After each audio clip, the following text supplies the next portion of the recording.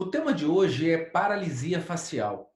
Com certeza você já viu alguém ou conhece alguém ou de repente você mesmo já teve paralisia facial periférica.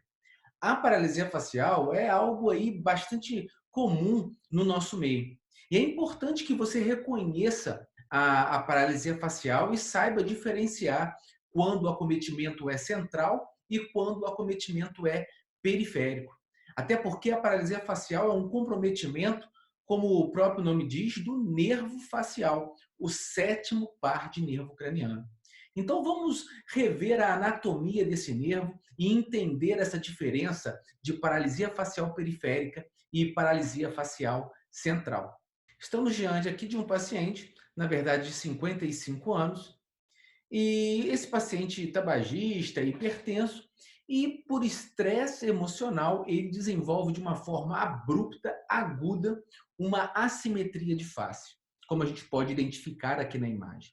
E o paciente ficou nervoso, achando que estava sendo acometido por um acidente vascular cerebral e procurou um hospital. Observe o seguinte, pessoal: se a gente observar a face do paciente, e se pudéssemos aqui fazer uma linha tracejada, tanto na horizontal quanto na vertical, a gente pode dividir a face do paciente em quatro, ou seja, em quatro quadrantes. E, na verdade, a gente tem os quadrantes superiores e os quadrantes inferiores. E se observa literalmente a assimetria.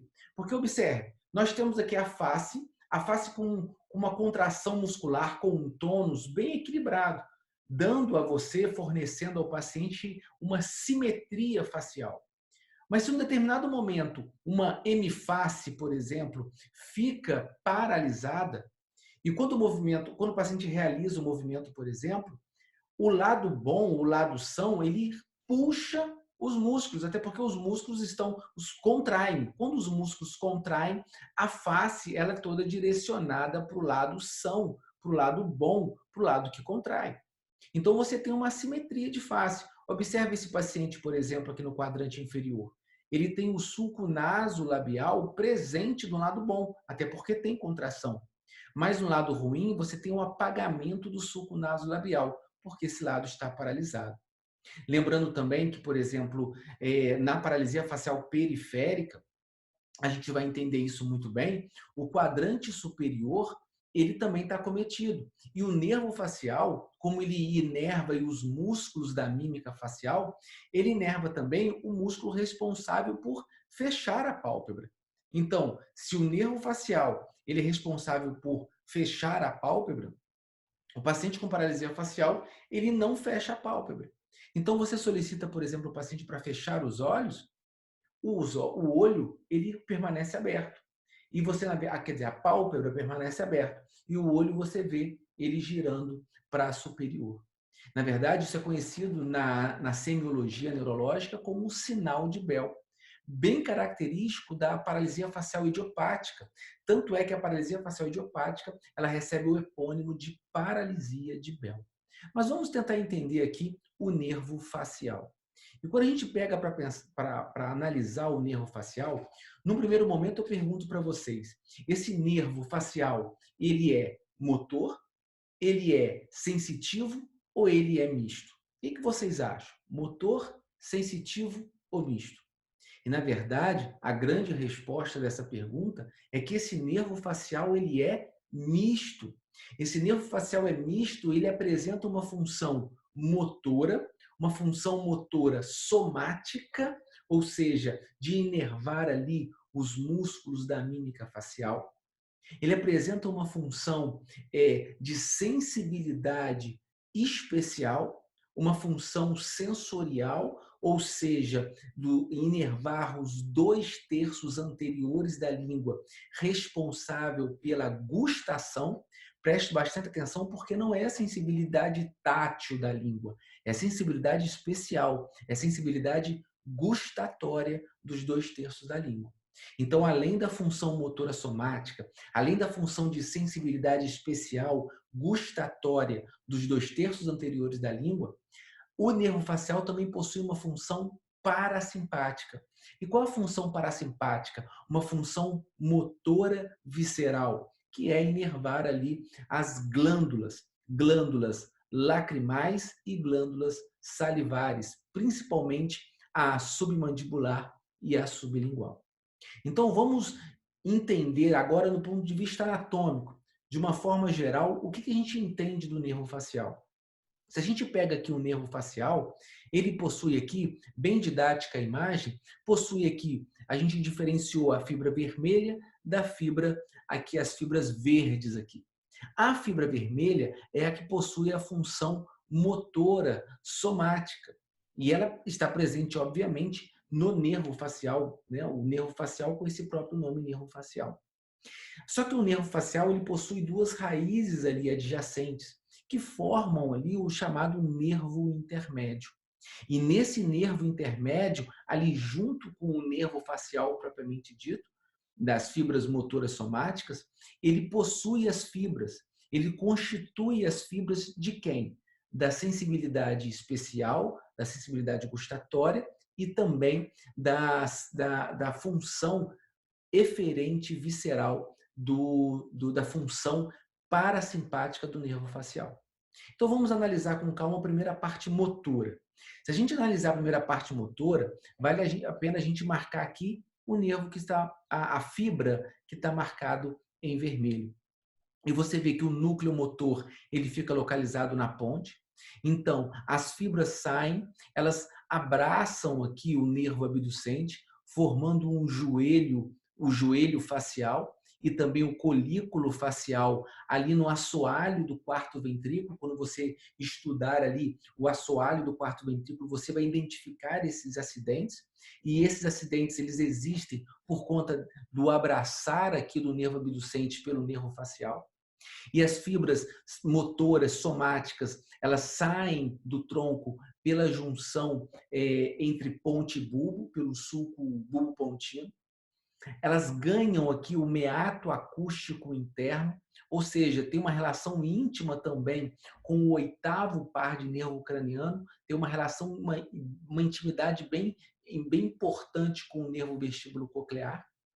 O nervo facial, ele passa pelo meato acústico interno, ele passa pelo canal facial e ele sai do crânio pelo forame estilomastoide. Saindo do forame estilomastoide, ele se direciona para a face e aí inerva os músculos da face, os músculos da mímica facial, tanto do quadrante superior quanto do quadrante inferior. Isso em vermelho são as fibras motoras somáticas do nervo facial. Tranquilo. Então, isso ficou claro.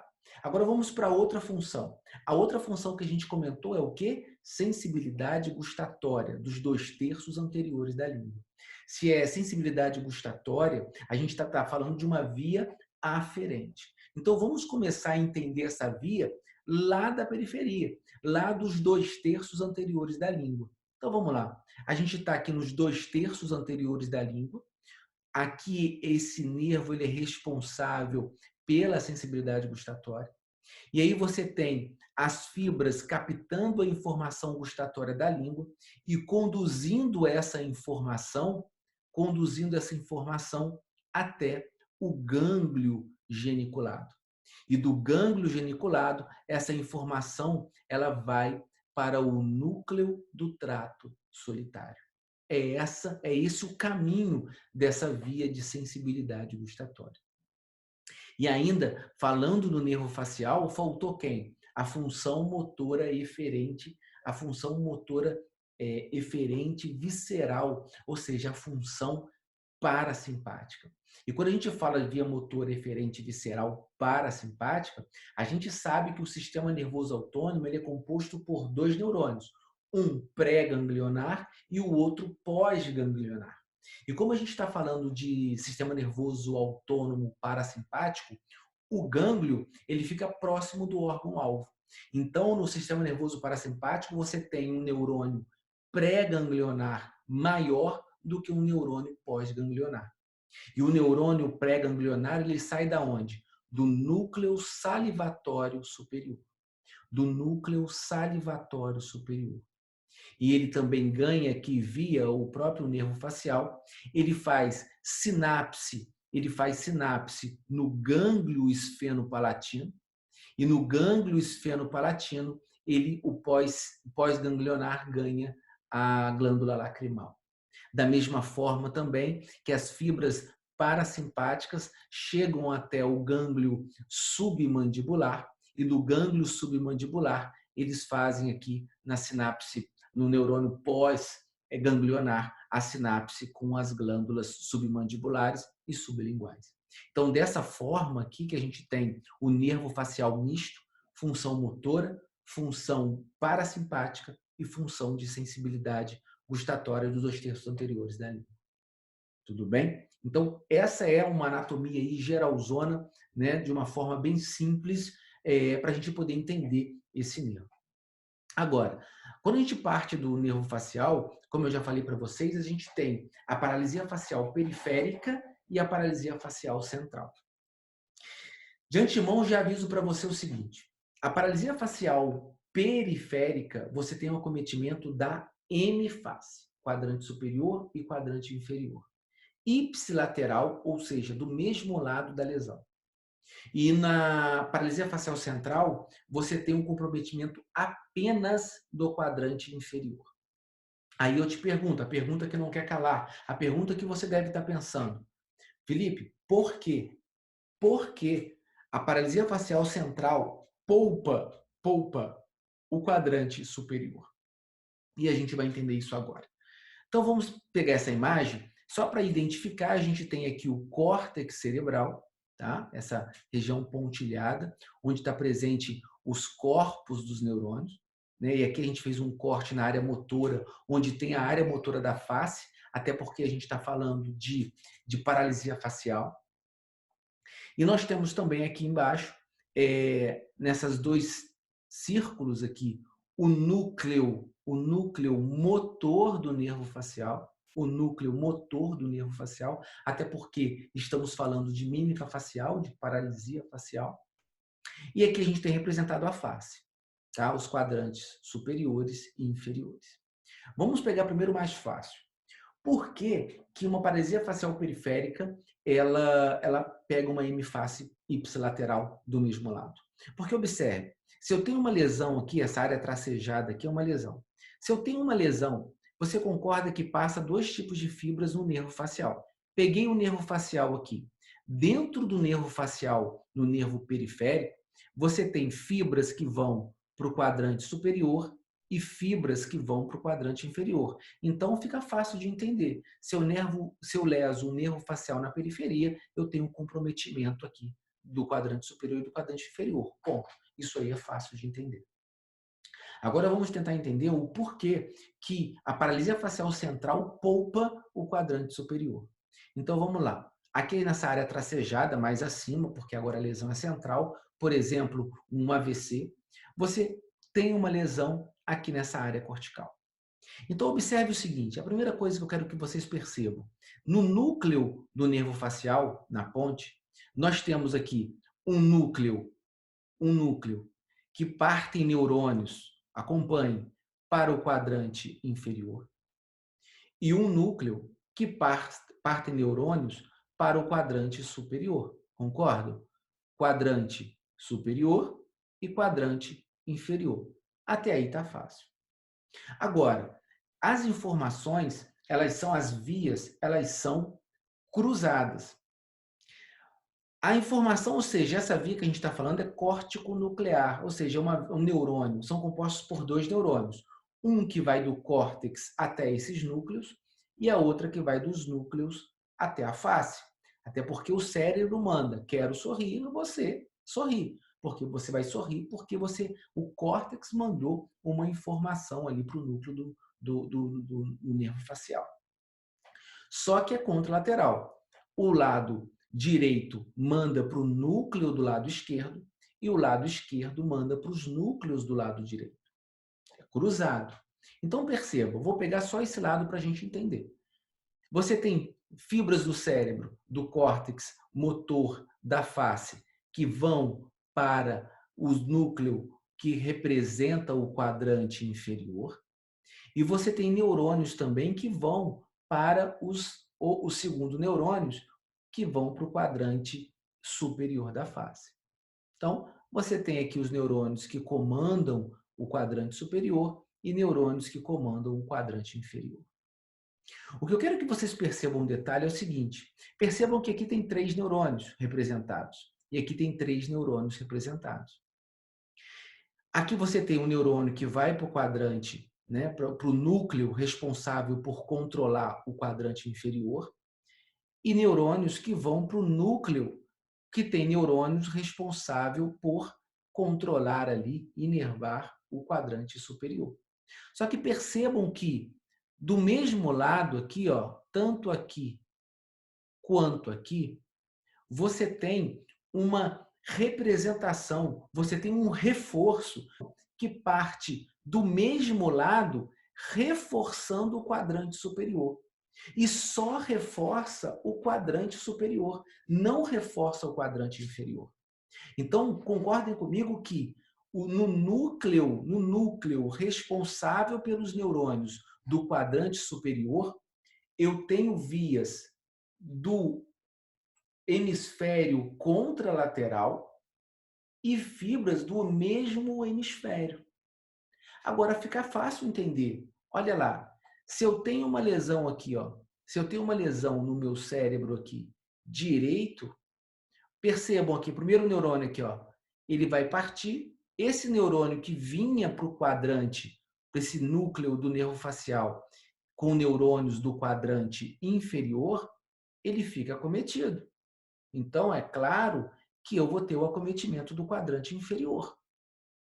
Agora vamos lá para os neurônios que vão para o núcleo, que tem os neurônios do quadrante superior. Olha, quadrante superior, eles também estão lesados. Então, a princípio, eu teria uma hemifácie, mas espera aí, olha aqui, ó, do mesmo lado vem o reforço, do mesmo lado vem essa representação. Então, esse neurônio ipsilateral, esse neurônio do mesmo lado, impede que essa lesão central comprometa o quadrante superior. Por isso que na paralisia facial central eu só tenho, na verdade, o comprometimento do quadrante inferior. Muito bonito isso, né? E fácil de entender agora por que na paralisia facial periférica você tem uma hemifácie comprometida e na paralisia facial central você tem apenas o quadrante inferior. Tudo bem, então agora você observa o nosso paciente lá, do início do quadro clínico, você de cara, o paciente ficou com medo de ter sido um AVC. Você pensaria em AVC nesse caso? Agora fica fácil, claro que não. Por quê? Se eu tenho uma hemifácie comprometida, eu já penso mais em periférico e não em central. Então a chance dele ter tido um AVC realmente é praticamente zero. As minhas chances estão ali, as minhas fichas estão apostadas numa questão periférica, ok?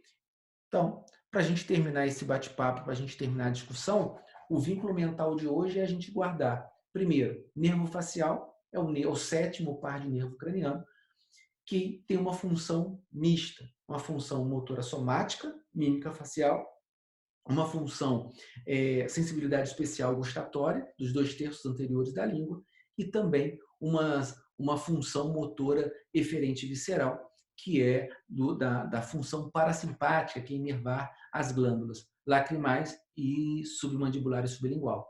Só vale apenas um detalhe que eu não tinha comentado: o nervo facial, pessoal, ele passa por dentro da parótida, mas não manda ramos para ela. Por isso que muitas das vezes casos de aumento de parótida, uma paroditite, por exemplo, pode levar a um quadro de paralisia facial periférica. Tá? Então, só lembrando esse detalhe. As funções nós já falamos e a diferença de central e periférica. Central, quadrante inferior, periférica, hemifácie. Muito bom trocar mais ideias com vocês por mais este bate-papo. Não deixe de comentar, de curtir, de encaminhar, de salvar e de estar aqui sempre conosco, sempre comigo, sempre conosco. Um grande abraço para vocês.